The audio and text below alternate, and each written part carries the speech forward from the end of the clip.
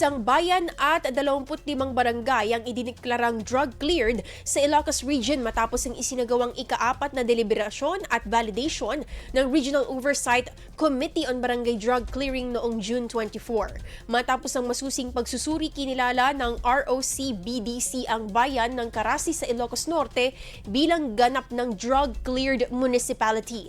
Samantala, 25 barangay mula sa 4 na lalawigan ng rehiyon ang nakapasa sa mahigpit na pamantayan para sa pagiging drug-cleared.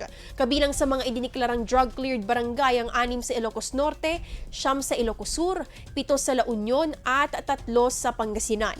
Sa Pangasinan, kabilang sa mga kinilala ang Barangay Poblacion 1 at Barangay Talugtog sa Puzurubio, gayon din ang Barangay Bulingit sa San Carlos City. Ipinakita rin sa deliberasyon ang patuloy na pagpapanatili ng drug-cleared status ng 944 na barangay sa rehiyon, kabilang ang 729 na barangay sa Pangasinan, 167 sa Ilocos Sur at 48 sa Ilocos Norte. Gayunman, 2 barangay ang hindi pa nabigyan ng drug-cleared status matapos maantala ang kanilang aplikasyon dahil sa kakulangan ng ilang kinakailangang dokumento at rekisito.